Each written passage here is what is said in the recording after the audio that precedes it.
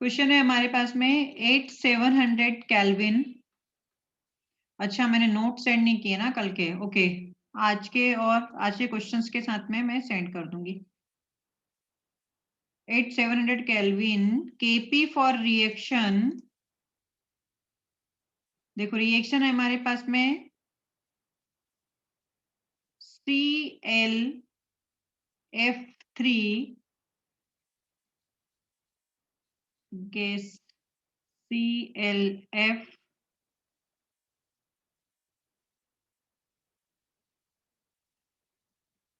plus F2 homogeneous gaseous reaction is 0.2। KP दे रखा है इस रिएक्शन के लिए 0.2। आगे कहता है कैलकुलेट इक्विलिब्रियम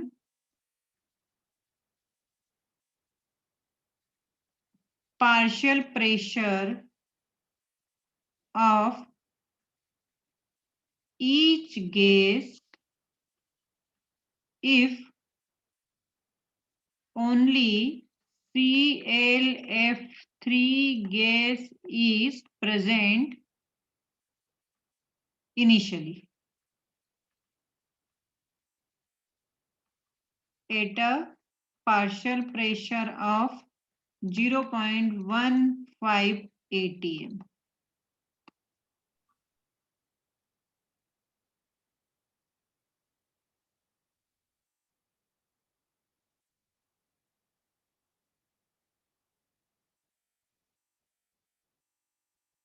जैसे अपन वहां पे इनिशियल कंसंट्रेशन के बारे में बात करते थे, तो यहाँ पे आपको क्या दे रखा है, इनिशियल पार्शियल प्रेशर दे रखा है। कैसे सोचोगे इसके बारे में? ClF3 जैसा रिएक्शन दिया है उसी के बारे में बात की है। इनिशियली इसकी कंसंट्रेशन मतलब पार्शियल प्रेशर कितना दे रखा है, 0.15। इसका क्या हो जाएगा, 0 0। जैसे अपन ने वहां पे ए करते थे तो यहाँ पे पार्शियल प्रेशर के टर्म में, फिर कंसंट्रेशन के टर्म्स में हम XX लिखते थे, तो यहाँ पे क्या लिखेंगे, PP लिखेंगे। तो यहाँ पे क्या हो जाएगा, 0.15 माइनस P। सही है ना, A माइनस एक्स। तो X की जगह अपन ने यहाँ पे क्या लिख दिया, पार्शियल प्रेशर। तो इसके लिए क्या हो जाएगा P, इसके लिए भी क्या हो जाएगा, P हो जाएगा। इतना समझ में आया? एक्सप्रेशंस की अगर हम बात करें तो KP इज इक्वल टू क्या लिखूंगी मैं, इन दोनों के पार्शियल प्रेशर, मतलब partial pressure of ClF into partial pressure of F2 upon में क्या लिखेंगे, partial pressure of ClF3। That is कितना दे रखा है KP, यहाँ पे 0.2 दे रखा है। ये क्या हो जाएगा, P इंटू P अपॉन में 0.15 माइनस P। इतना हो गया। अब आगे की कहानी तुम सॉल्व करो जरा।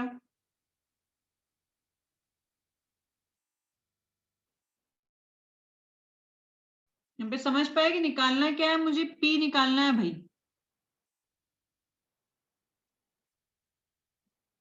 क्वाड्रेटिक बनेगी यहाँ पे।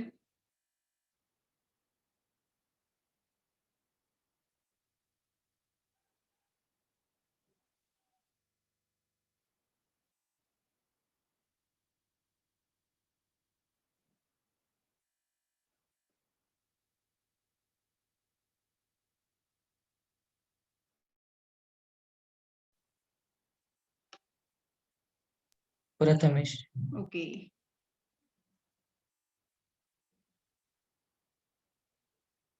ये 0.1 आ गया। तो अब क्या करना है अपने को, हर एक की कंसंट्रेशन। तो ClF3 तो क्या था, P था, तो ये 0.1 ही हो जाएगा। F2 भी क्या है, P है, तो ये 0.1 ही हो जाएगा आपका। और इधर आप क्या कर दोगे, -1 कर दोगे, तो सबकी कंसंट्रेशन 0.15 माइनस 1 कितना बचा, देख लो। अपने को पार्शियल प्रेशर ही पूछा है ना, हाँ, partial pressure of CLF will be equal to partial pressure of F2। तो ये तो 0.1 हो जाएगा और ये आपका 0.05। सही है क्या?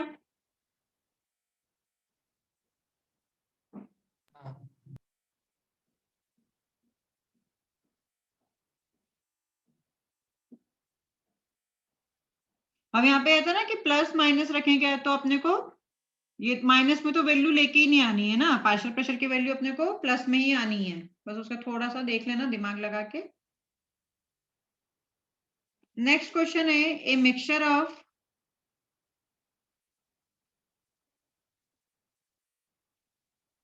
SO3 SO2 O2 is maintain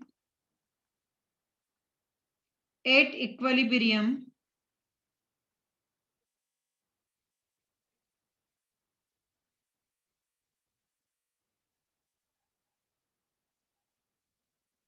in a 10-liter closed container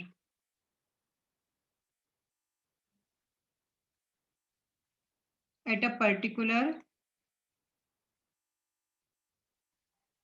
temperature at which Kc for reaction है हमारे पास में twice SO2 plus O2 is twice SO3 सब केस है is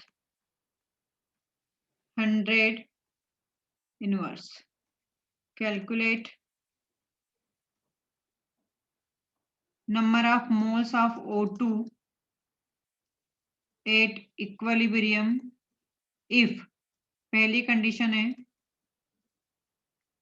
number of moles of SO3 and SO2 are equal at equilibrium। Next बोल रहा है number moles of SO3 are double of moles of SO2 at equilibrium। पूरा question लिखो rough में। दो case दिए ना उसने, पहला ये केस है, दूसरा ये केस है, और इन दोनों ही केस को यूज करते हुए हमें मोल्स ऑफ O2 फाइंड करना है। NO2 मतलब मोल्स ऑफ O2। करो जरा।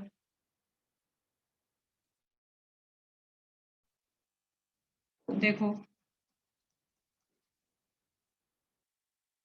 पहले क्या बोल रहा है वो, number of moles of SO3 and SO2 are equal at equilibrium, है ना।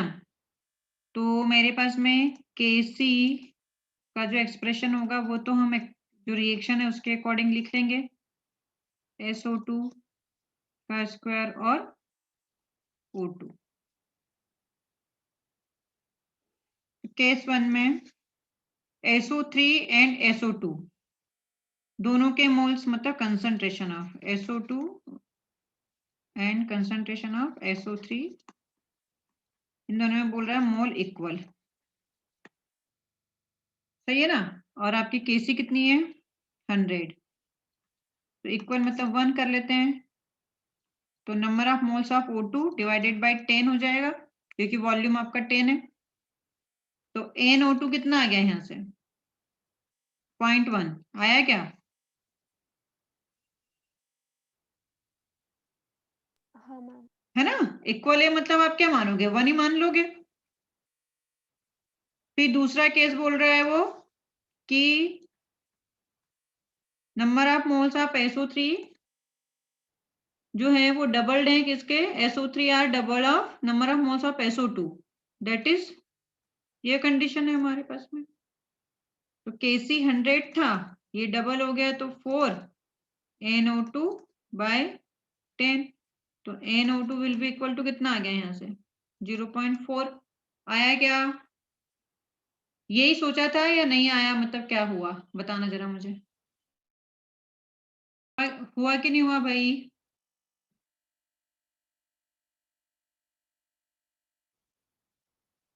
आ गया ना? हाँ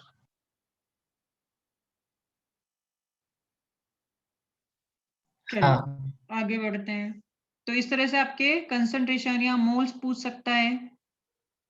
अब ऐसा भी हो सकता है कि मोल्स वगैरह दे के वो के इक्विलिब्रियम पूछ ले। तो नेक्स्ट क्वेश्चन हमारा है calculate KC for reaction. Reaction है हमारे पास में twice A plus B twice C. Applications में पढ़ रहे हैं ना अपन, थर्ड वाला एप्लीकेशन चल रहा है ये। If at equilibrium 5 moles of A,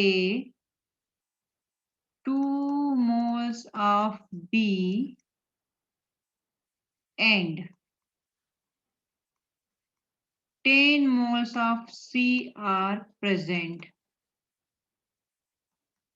in a 10-liter closed container.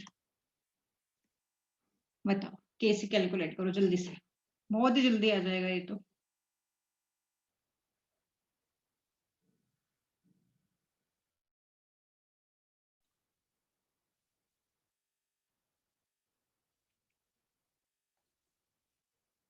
केसी है ना, तो हमारे पास में क्या आएगा, पहले आप एक्सप्रेशंस लिख लिया करो। सी स्क्वायर, ए का कोफिशिएंट ये है, बी ये है। अब सी के मोल्स कितने दे रखे हैं, 10 मोल्स दे रखे हैं। वॉल्यूम दे रखा है, तो वॉल्यूम को तो अभी आप कुछ भी मत करो, है ना। मैंने बताया था कि बाद में अपन पावर के अकॉर्डिंग देख लेंगे। तो के सी इज इक्वल टू क्या हो जाएगा आपके पास में, सी आर प्रेजेंट, ए के कितने कितने मोल्स हैं, if at equilibrium 5 moles of A, 2 moles of B and 10 moles, तो 10 इंटू 10 सही है। ऐसे ही लिखा यहाँ पे 5 इंटू 5 इंटू 2, सही है क्या? हाँ हम्म। तो अब मेरे पास में इसको मैंने कैसे लिखना था कि ये 10 का स्क्वायर, वॉल्यूम को छोड़ देते हैं, यहाँ पे मैं क्या लिखूंगी 5 का स्क्वायर इंटू 2, तो ऊपर मेरे साथ में वॉल्यूम जाएगा, हाँ या ना बोलो। तो ये 10 हो जाएगा, बस इसको सॉल्व कर ले।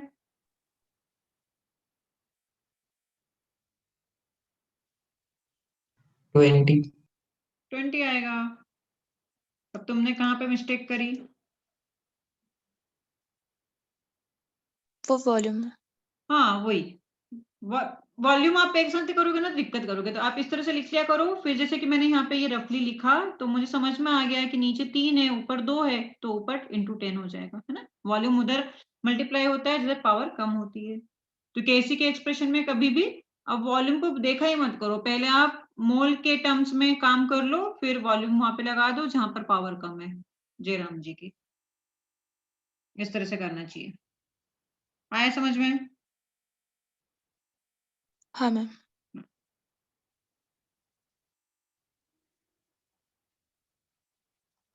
Determine KP for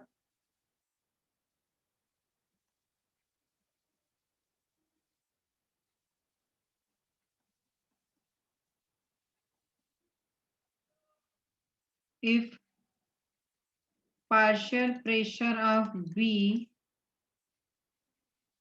and C at equilibrium are 4 and 3 atm respectively। पहला ये है।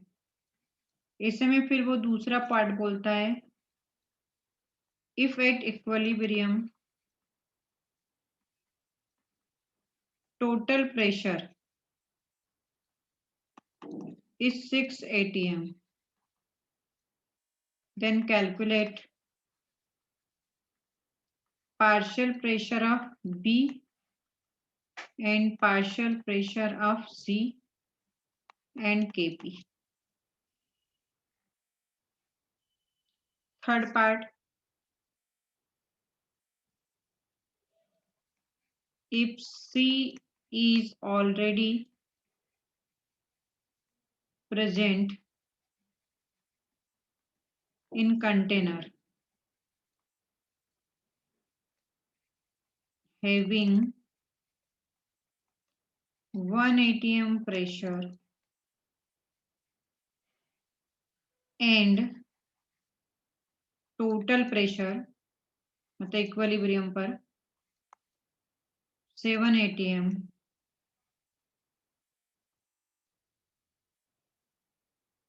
बताइए।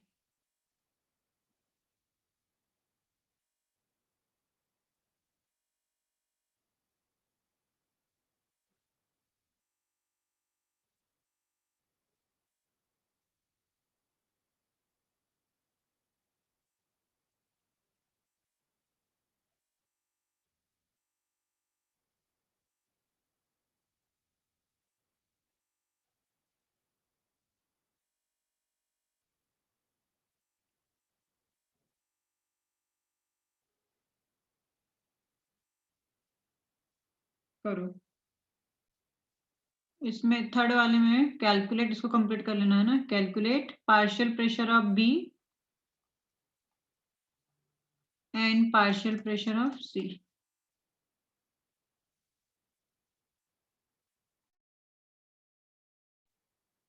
देखो पहला पार्ट, हाँ ना कुछ बोल दिया करो, आ रहा है नहीं आ रहा है? ए सॉलिड है ना।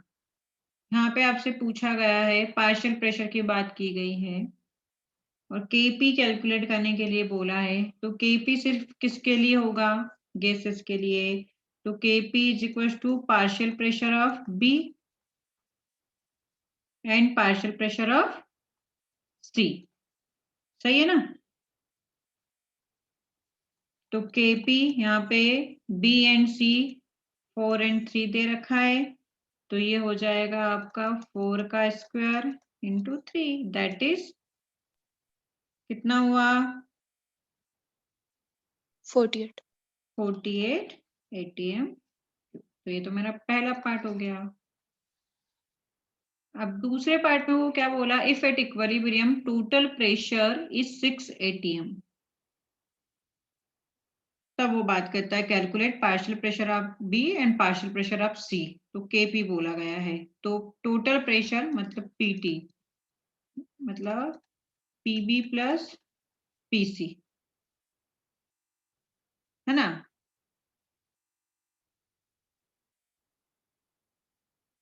तो इसको मैं कैसे लिख सकती हूँ? हाँ। आप देखें, ट्वाइस बी और सी, मतलब total pressure 2p and p। तो मैं यहां से लिखूंगी PT is equal to twice p plus p, हाँ या ना? तो ये क्या हो जाएगा? थ्राइस p, जो आपको ये दे रखा है 6, it will be equal to 6। तो यहाँ से मेरे पास में p कितना निकल के आ गया? 2 निकल के आ गया। समझा? हाँ मैम। तो यहाँ से मेरे पास में पार्शियल प्रेशर ऑफ बी कितना हो जाएगा? 2p। अब p की वैल्यू यहाँ पे रख देंगे। पार्शियल प्रेशर ऑफ सी, यही पूछा है अपने को क्वेश्चन में, partial pressure of B and partial pressure of C and KP. तो यहाँ से हो जाएगा 2 इंटू 2 और यहाँ से हो जाएगा मेरे पास में p, मतलब वही 2 ही हो जाएगा जितना ये है। तो ये तो आपका 2 atm हो गया, ये आपका 4 atm हो गया। फिर बोलता है केपी निकालो, तो यहीं से केपी इज इक्वल टू क्या हो जाएगा? 4 स्क्वायर इंटू 2, है ना।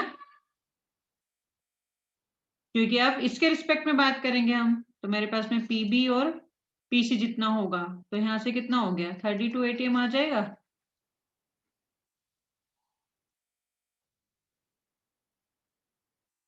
समझे क्या? हाँ मैम। थर्ड पार्ट में क्या बोल रहा है कि अगर सी ऑलरेडी प्रेजेंट है, देखो जरा सी वाला जो थर्ड पार्ट है, वो कह रहा है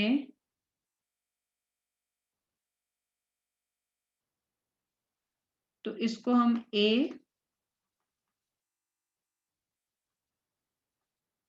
ट्वाइस B प्लस C इस तरह से लिखेंगे। तो जैसे कल बताया था कि एक अपोजिट चलता है, ये 1, पहले ये 0, ये किस पे था आपका t इक्वल्स टू 0 पे, फिर t इक्विलिब्रियम पे क्या बोलता है, ये is already present in container having 1 atm pressure and total pressure है आपका 7, है ना। ओके, तो यहाँ पे मुझे इधर मैं सॉल्व कर रही हूँ थोड़ा सा रफ में कि pt इक्वल्स टू क्या हो जाएगा, pb प्लस pc, जो कि मुझे दे रखा है 7 is equals to twice p plus, अब ये क्या हो जाएगा आपका, एक ऑलरेडी है ना, तो ये अब जब आप लिखोगे तो 1 प्लस p लिखोगे। Are you getting my point? क्योंकि ये तो ऑलरेडी पड़ा हुआ है, 1 एटीएम ऑलरेडी प्रेजेंट है ना इक्विलिब्रियम में, तो आप अब जब लिखोगे नहीं होता तो आप सिर्फ p लिखते, तो 1 प्लस p लिखोगे, समझे? हाँ। तो यहाँ से p कितना आ जाएगा देख लो,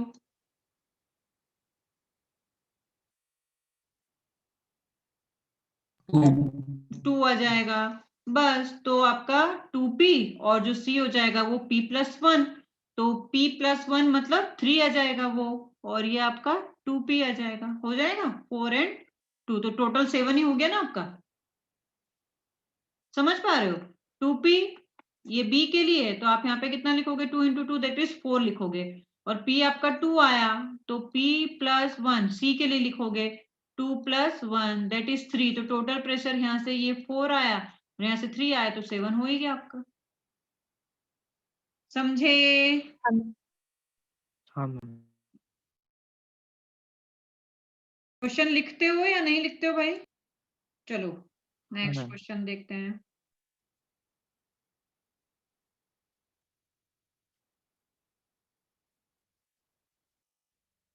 five moles of A and 10 moles of B are taken in closed container in 1 liter. If number of moles of C at equilibrium, एक मिनट है ना, 5 moles of C and 10 moles of B are taken in closed container, है ना, okay. Number of moles of C at equilibrium is equals to 8. Then calculate Kc for reaction A plus twice B twice C. करो start. 16 वाला सही है, देखते हैं। आपने क्या करा, पहले आपके पास में 5 moles of A and 10 moles of B are taken in a close container, है ना। आपने इनिशियली आपके पास में 5 मोल्स इसके थे, 10 मोल्स इसके थे, मतलब इसके 0 मोल्स लिए होंगे, है ना। तो T इक्विलिब्रियम पे आप इसे कैसे लिखोगे, 5 माइनस एक्स, इसे लिखोगे 10 माइनस 2x, इसे क्या लिखोगे, ट्वाइस x लिखोगे,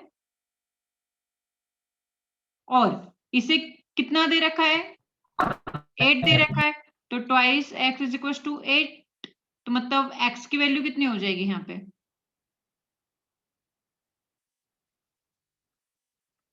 4, समझे? हाँ। तो अब यहां से आप 5 माइनस क्या करोगे, 4, 10 माइनस 2 इंटू 4, और ये तो 4 ही आ गया, तो यहां से कितना हो जाएगा, ये 1 ये 2, अब आप रखोगे Kc इज इक्वल टू,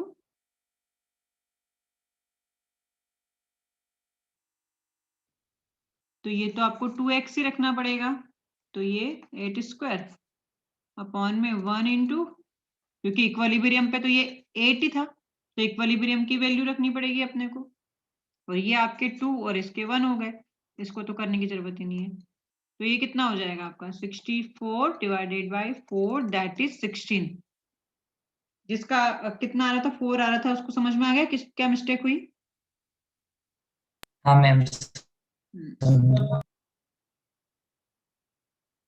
चलो next,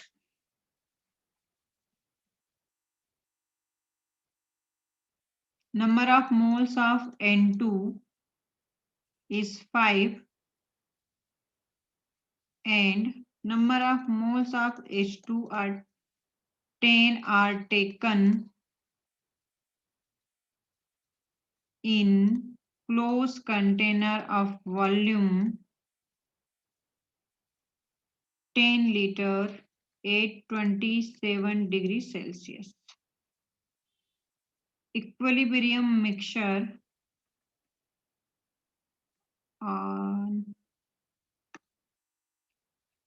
analysis requires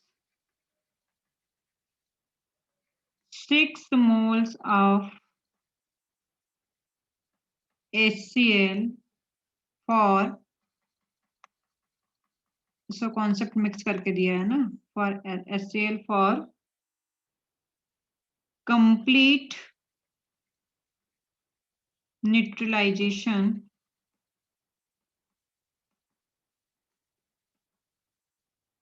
calculate Kc and Kp।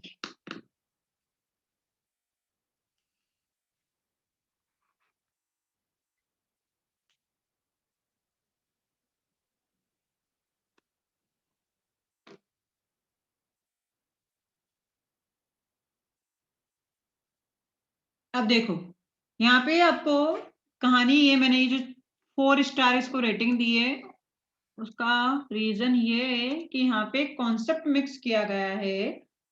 आपको ये कुछ दिखा है, equilibrium mixture on analysis requires 6 moles of HCl for complete neutralization. ये एक एक्स्ट्रा चीज आई है यहाँ पे।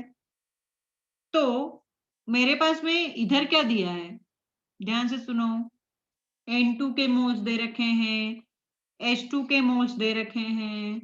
तो जब आपके पास में रिएक्शन दी गई है ना Kp फॉर, यहाँ पे मेरे पास में रिएक्शन है N2 प्लस थ्राइस H2, और नहीं भी दिए तो ध्यान रखना कि N2 H2 मिलके अमोनिया बनाते हैं।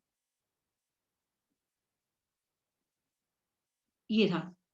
तो T इज इक्वल टू 0, यहाँ पे 5 मोल्स, यहाँ पे 10 मोल्स, यहाँ पे 0 मोल्स, यहाँ पे T इक्विलिब्रियम पर क्या हो जाएगा, 5 minus x 10 minus thrice x, ये हो जाएगा आपका ट्वाइस एक्स। तो ट्वाइस एक्स की वैल्यू यहाँ से क्या आ जाएगी, नहीं पता, क्योंकि x कैसे फाइंड आउट करूं मैं, यही मुझे समझना है।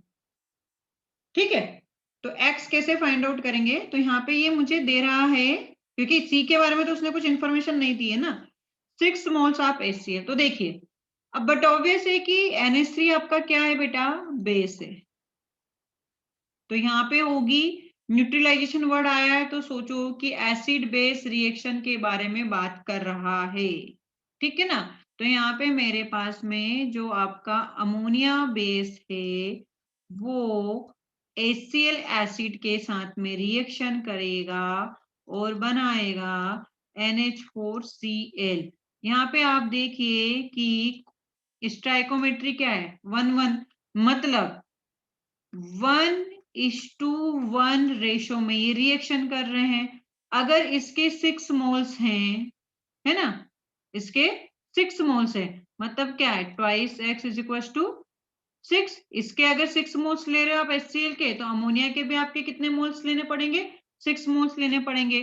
तो यहाँ से मेरे पास में सेम मोल्स आ जाएंगे, twice X is equal to 6 हो जाएगा। तो एक्स यहाँ से कितना फाइंड आउट करना पड़ेगा हमको, 3।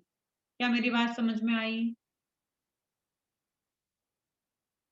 कि अब यहाँ पे x आप कैसे फाइंड करोगे, अगर यहाँ पे H2SO4 दिया होता तो क्या मतलब होता कि ये इसके 2 मोल्स हैं तो इसके 1 मोल्स, तो फिर आपको उस हिसाब से यहाँ पे सोचना पड़ता कि ये किस रेशो में हो जाता है, फिर ये आपका 2:1 के रेशो में आ जाता कि अमोनिया के 2 मोल्स और इसके 1 मोल, सॉरी उल्टा बोल दिया मैंने, H2SO4 दिया होता तो फिर आपके पास में अमोनिया का 1 और इसका 2 ले रहे थे ना अपन, H2SO4। तो अगर H2SO4 आता तो 6 मोल्स, तो उसके रिस्पेक्ट में फिर अपन निकालते, लेकिन अभी HCl ही दिया, मतलब ये H प्लस आएगा और ये भी एक ही आएगा, तो 1:1 के रेशो में है, तो जितना आपका HCl होगा उतना ही आपका अमोनिया हो जाएगा, तो twice X is equal to 3 हो जाएगा।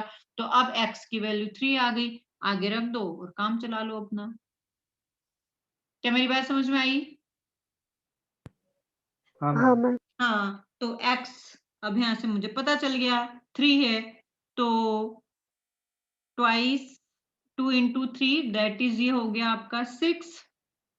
तो आप यहां से x की वैल्यू 3 है, तो 5 minus 3, 10 minus 3 into 3, तो ये हो जाएगा 2, ये हो जाएगा 1, ये हो गया आपका 6। अब इसके साथ में काम करो, वैल्यूज रखो और केसी फाइंड करो।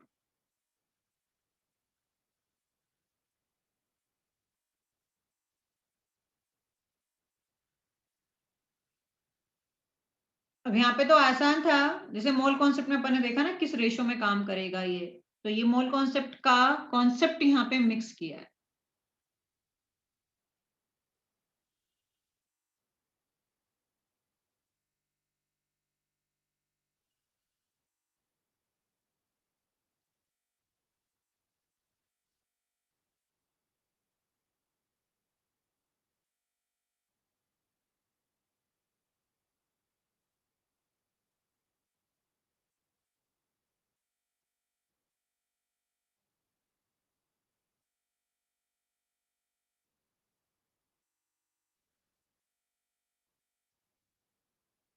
मैम हाँ जी, मैम ये नीट का क्वेश्चन है।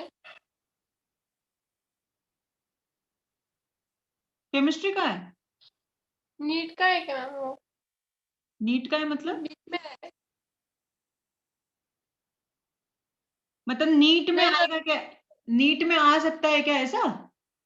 हाँ हाँ बिल्कुल, जेई मेंस नीट।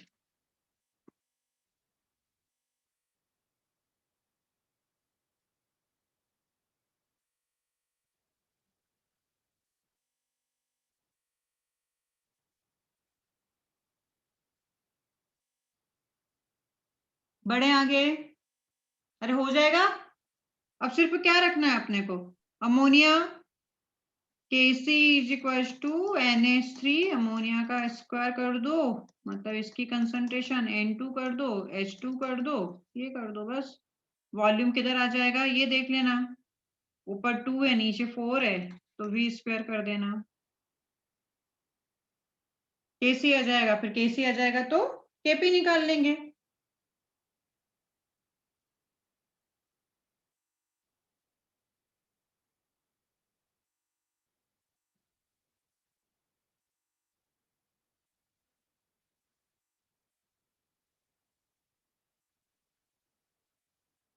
बढ़े आगे, हो जाएगी कैलकुलेशन। कितना है Kc बता दो कितना है? 1800। 18। बस अब Kc, तो Kc और Kp में क्या रिलेशन है? Kp is equal to Kc RT के -2, ये इस रिएक्शन के लिए रिलेशन आएगा। तो मैंने कहा 27 डिग्री सेल्सियस है, मतलब 300 केल्विन आएगा, तो R की वैल्यू कितनी रखोगे? 1/12 रखोगे, हमेशा याद रखें।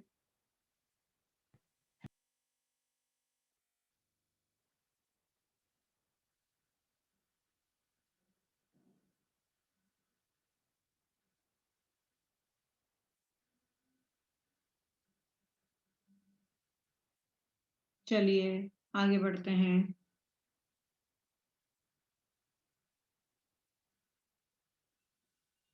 केपी निकाल लो तो बता देना।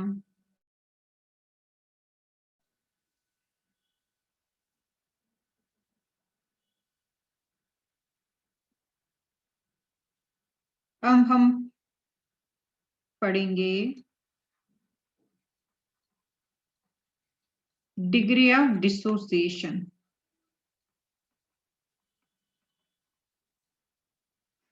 एप्लीकेशन वाला पार्ट खत्म हुआ इक्विलिब्रियम का, इक्विलिब्रियम कांस्टेंट का एप्लीकेशन। कौन कौन से एप्लीकेशन थे? Prediction of direction of reaction, extent of reaction, और थर्ड क्या था? Calculation of composition. अब हम बात करेंगे डिग्री ऑफ डिसोसिएशन। अब डिग्री ऑफ डिसोसिएशन का क्या मतलब होगा कि जैसे कि आपके पास में इनिशियली कुछ मोल्स दे रखे हैं, अब उनमें से सपोज कि 4 मोल है, तो जरूरी नहीं है ना कि 4 मोल से या 4 मोलर है कंसंट्रेशन, तो हम हमेशा क्या करते थे, a minus x short of कुछ करते हैं। तो यहाँ पे कितना मोल्स डिसोसिएट हुआ है, 8 मोल्स में से, जैसे जितने भी आपके टोटल नंबर ऑफ मोल्स दे रखे हैं इनिशियली, उनमें से कितने मोल्स आपके डिसोसिएट हुए हैं, उसी को हम क्या बोलते हैं? Degree of dissociation. मतलब number of moles dissociated upon initial moles of reactant. जैसे कि मैंने कहा था 4 मोल्स दे रखे हैं, तो 4 मोल्स में से हो सकता है कि आपके 2 मोल्स डिसोसिएट हुए, तो हम क्या बोलेंगे? 50% डिसोसिएशन हुआ है ना? तो इसको डिनोट करते हैं अल्फा से। यहाँ पे ध्यान रखें, it is denoted by alpha and defined as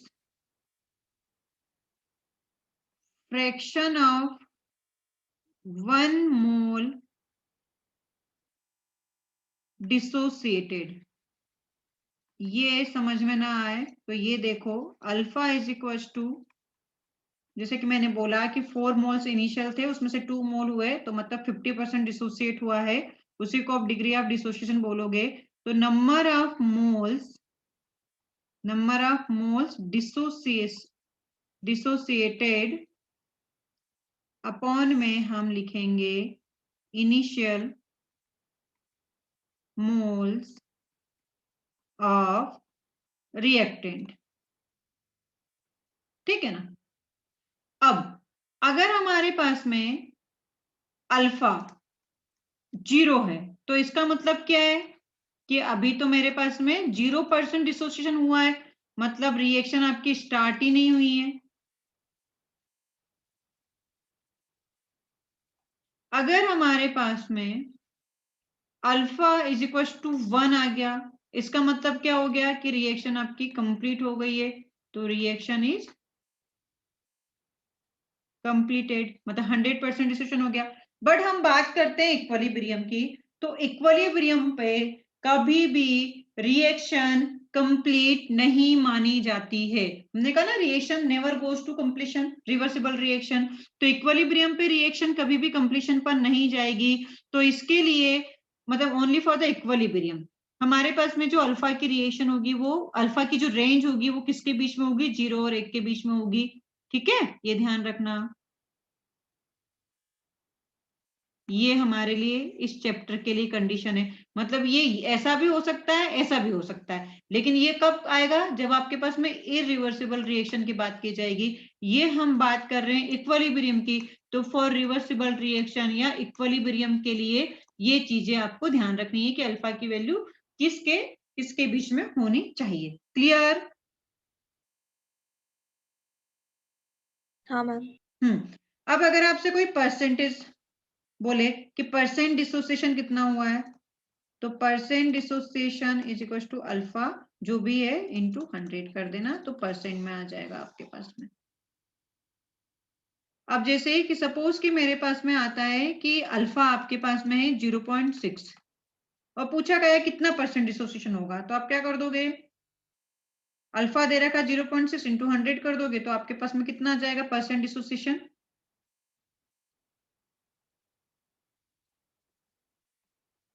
अरे बताओ, 60%। हाँ। क्लियर ना?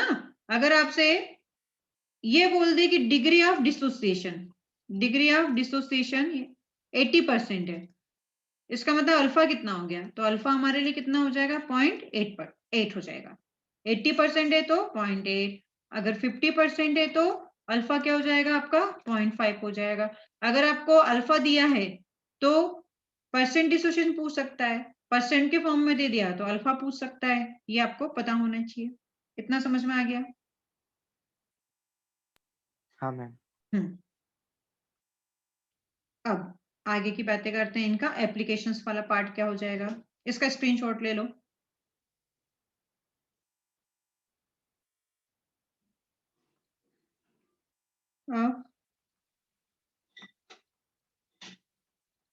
Application of degree of dissociation, DD भी लिखा हुआ हो सकता है या डीओडी भी लिखा हुआ हो सकता है। तो पहला expressions of KC and KP. कैसे, जैसे कि अपन ने केसी और केपी के कंसंट्रेशन के टर्म्स में लिखे थे वैसे ही है, थोड़ा सा बता देती हूँ कि कैसे अपने को यहाँ पे अल्फा के टर्म्स में लिखने पड़ेंगे। जैसे कि आपके पास में ट्वाइस एच आई लिखा हुआ है, ये डिसोसिएट हो रहा है आपका I2 में और H2 में, ठीक है। तो क्या होगा बेटा, यहां से इनिशियली हम क्या मानते थे, ए, ये जीरो,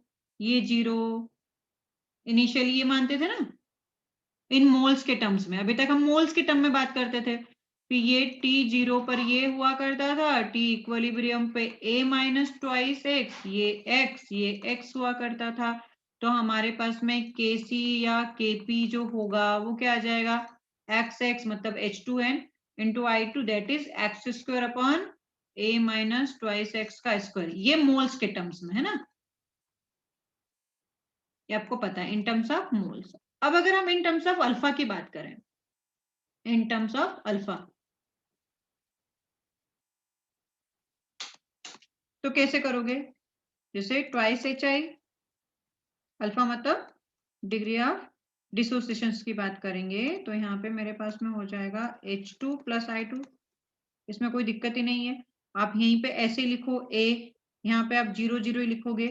अब यहाँ पे जैसे आप A माइनस 2x लिखते थे ना, तो अभी मेरे पास में यहाँ पे क्या लिखेंगे हम, x की जगह अल्फा लिखा करेंगे। तो अभी कुछ है नहीं तो मैं यहाँ पे लिखूंगी A माइनस ए अल्फा, हमेशा फिक्स रहेगा ये A माइनस ए अल्फा, और ये ए अल्फा, ये ए अल्फा।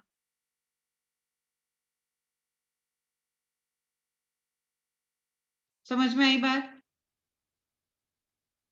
अब देखो मुझे अब अल्फा लिखना है, तो अल्फा क्या हुआ करता है मेरा, अल्फा बताओ मुझे यहाँ पे और बताना आगे। तो मैंने अल्फा के लिए क्या बताया था कि number of moles dissociated, number of moles dissociated upon number of moles of reactant. तो आपके पास में रिएक्टेंट के जो मोल्स हैं वो कितने हैं, अभी A मोल्स हैं, डिसोसिएटेड कितने हैं 2x है, तो मैं यहां से अल्फा क्या लिखूंगी ट्वाइस x अपॉन A।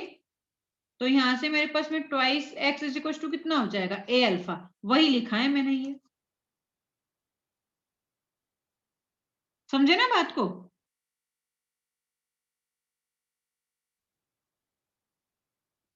हाँ मैम।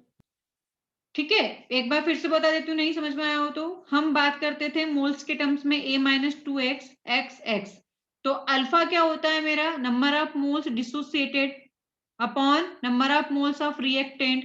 तो मेरे पास में रिएक्टेंट्स के मोल कितने हैं, यहाँ से A, डिसोसिएट यहाँ पे अपन लिख रहे हैं 2x, तो यहाँ से अल्फा क्या लिखेंगे 2x अपॉन A, तो twice x is equal to कितना हो जाएगा A अल्फा।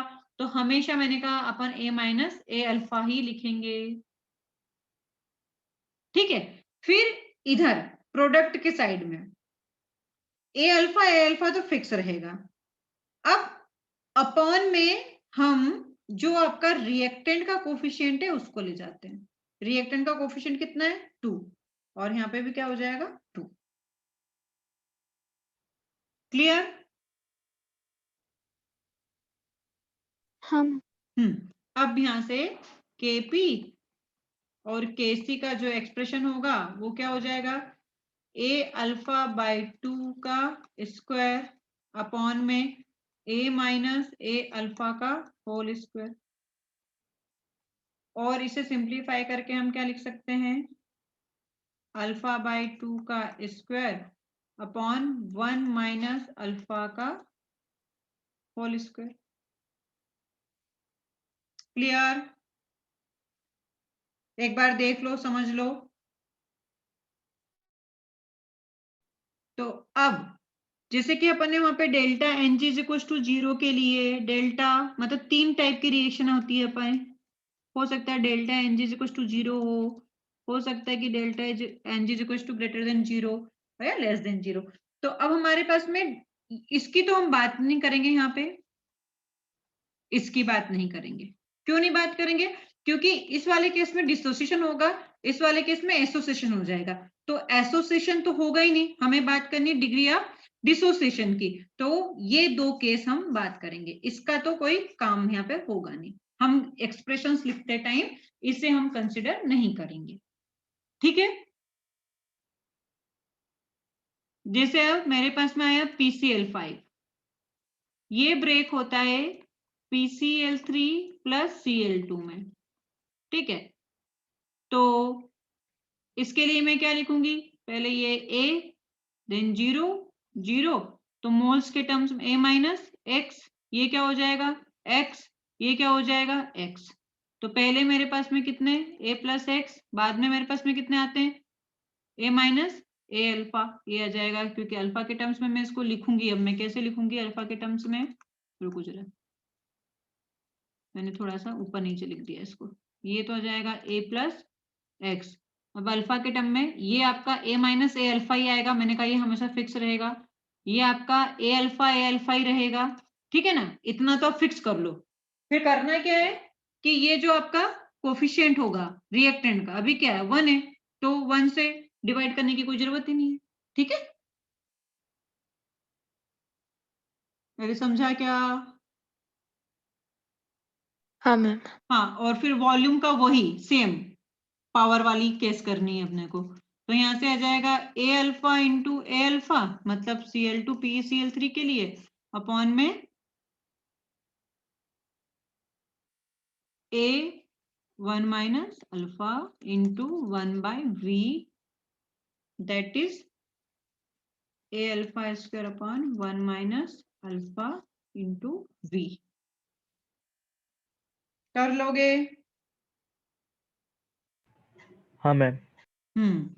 तो अब अपने को लिखना है, मैं तुम्हें क्वेश्चन दे देती हूँ करने के लिए, आप करो। N2O4 के लिए लिखो,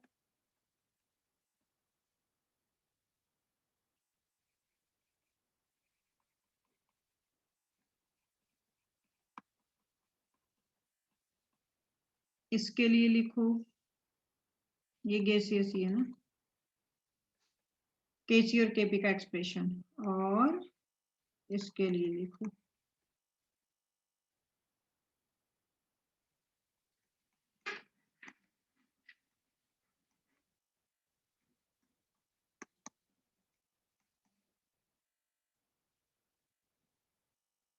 ट्राइट।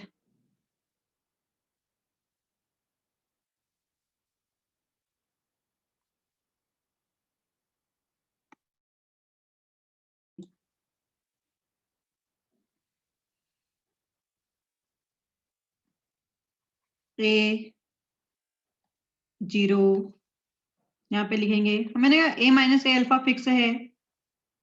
अब ये ए अल्फा था, तो आपके पास में यहाँ पे ये कोफिशिएंट है, तो 2 ए अल्फा डिवाइडेड बाय 1, क्योंकि इसका ये है तो वो तो करने की जरूरत ही नहीं है। समझ में आया?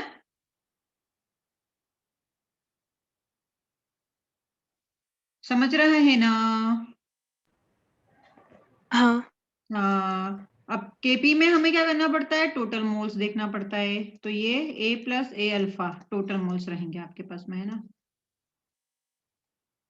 मैंने कहा केपी के टर्म्स में लिख लो जरा, तो अपने को ये भी समझ में आ जाएगा। तो क्या लिखोगे, KP 2a alpha square upon a minus A alpha into क्या करेंगे, pressure upon moles total A alpha, तो यहाँ से क्या हो जाएगा 4 alpha square P upon 1 minus alpha का स्क्वायर, है ना। देख लो, चेक कर लो एक बार।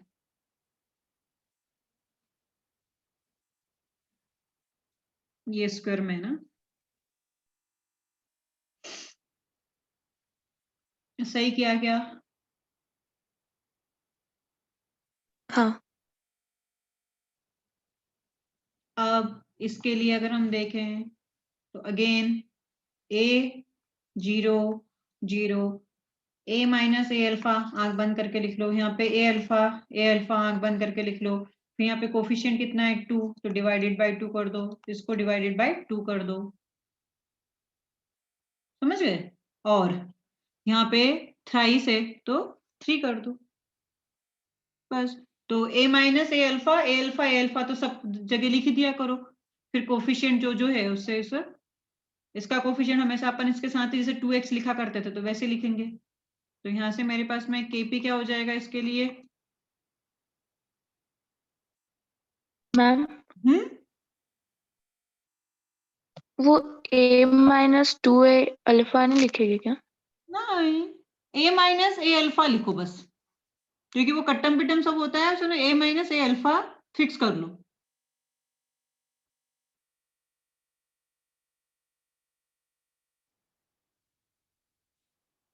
हाँ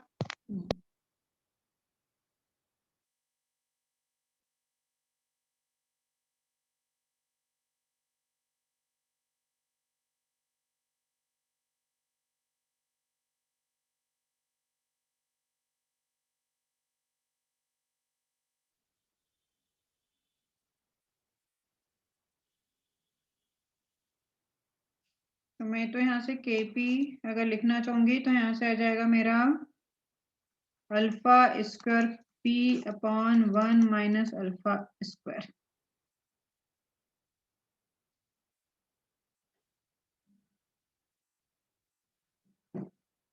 नहीं नहीं नहीं नहीं नहीं नहीं, गलत कर दिया मैंने यहाँ पे।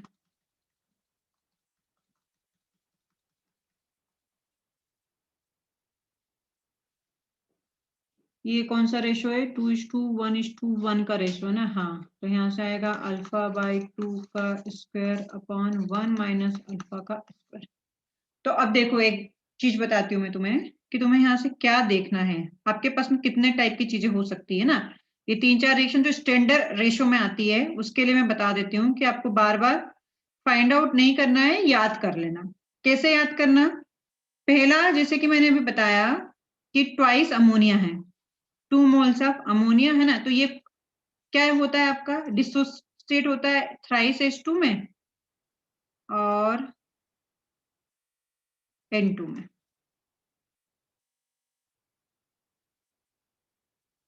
तो इसका जो रेशियो होगा वो होगा आपका 2:1। नहीं, इसके लिए तो कैलकुलेट करना पड़ेगा, इसके लिए कोई रॉकेट साइंस नहीं है भाई, कर लेना है ना। मैंने तो इसको 2:1:1 का रेशियो मान लिया था, जो कि गलत हो गया मेरा, क्योंकि जल्दी जल्दी में मुझे 2:1:1 का रेशियो याद है। 1:1:1 का याद कर लो, 1:2 का याद कर लो, इसका फाइंड कर लेना एक बार, है ना, अभी जो मैंने बताया उसके अकॉर्डिंग। तो वही कर लो, थोड़ा निकाल ही लेते हैं अपन। यहाँ से ए आएगा, यहाँ से 0 0, ए माइनस ए अल्फा मतलब thrice alpha by 2 and A alpha by 2, ऐसा हो जाएगा। तो यहाँ से केपी मेरा हो जाएगा alpha by 2 into thrice alpha by 2 का स्क्वायर अपॉन 1 माइनस अल्फा का स्क्वायर इंटू टोटल आपके पास में है 1 प्लस अल्फा का स्क्वायर, ये आएगा।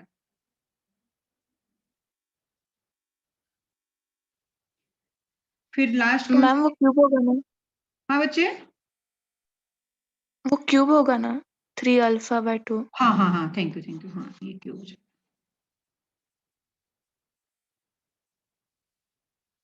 तो ये आया। फिर मेरे पास में एक कौन सी रिएक्शन थी? ट्वाइस SO3 और ट्वाइस SO2 प्लस O2। तो इसके लिए Kp इज इक्वल टू यहाँ से a minus A alpha twice A alpha upon 2 और ए अल्फा बाई 2।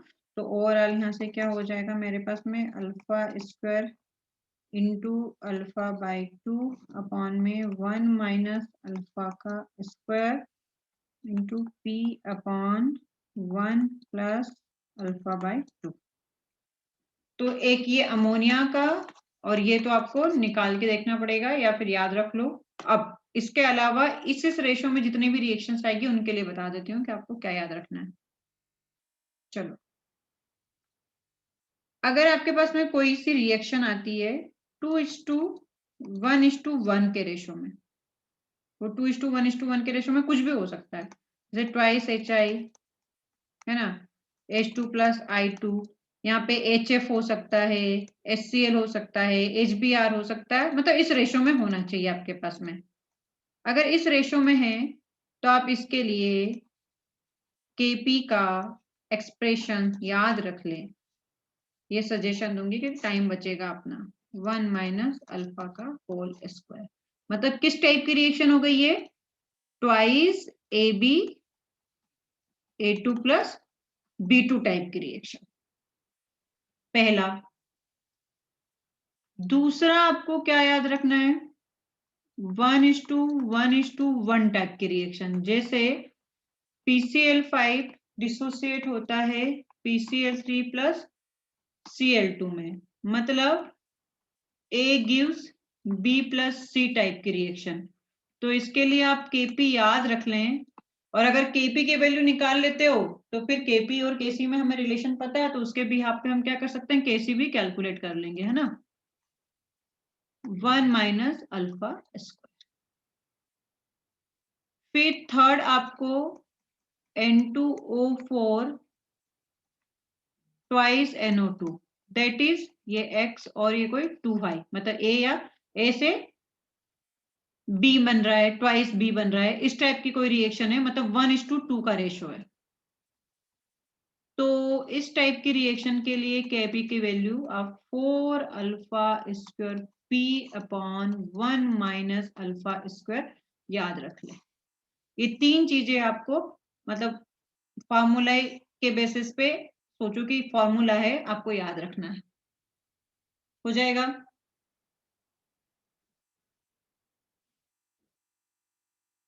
हाँ मैम। इसका स्क्रीनशॉट लो, फिर एक छोटा सा क्वेश्चन कराती हूँ, उसके बाद में अपन कल मिलेंगे। इस पे बेस्ड ऑन कि अब क्वेश्चन कैसे आएंगे हमारे, अगर आपने इसको देखा कि भाई क्वेश्चन है मेरे पास 50% of N2O4 is dissociated at 2 atm pressure, then calculate Kp for N2O4 twice NO2। ठीक है, तो अब यहाँ पे आपको सबसे पहले 50% डिसोसिएशन बोल रहा है, मतलब अल्फा निकालना पड़ेगा। तो अल्फा कितना हो जाएगा, 1/2 है ना, sorry 50 divided by 100 that is 1/2। Pressure कितना दे रखा है, 2 दे रखा है। बस Kp का अगर फॉर्मूला याद है तुम्हें, ये कौन से टाइप की रिएक्शन है, ये आपकी 1:2 टाइप की रिएक्शन है। इसके लिए क्या हुआ करता था, 4 alpha square P upon 1 minus alpha square, ये फॉर्मूला है। तो बस वैल्यू रखो, अब 1/2 को 0.5 रख देना, तो या जैसा भी आपको सही लगे सॉल्व करने में। तो 4 इंटू 0.5 का square into 2 divided by 1 minus 0.5, देख लो क्या आता है। 4/3। क्लियर।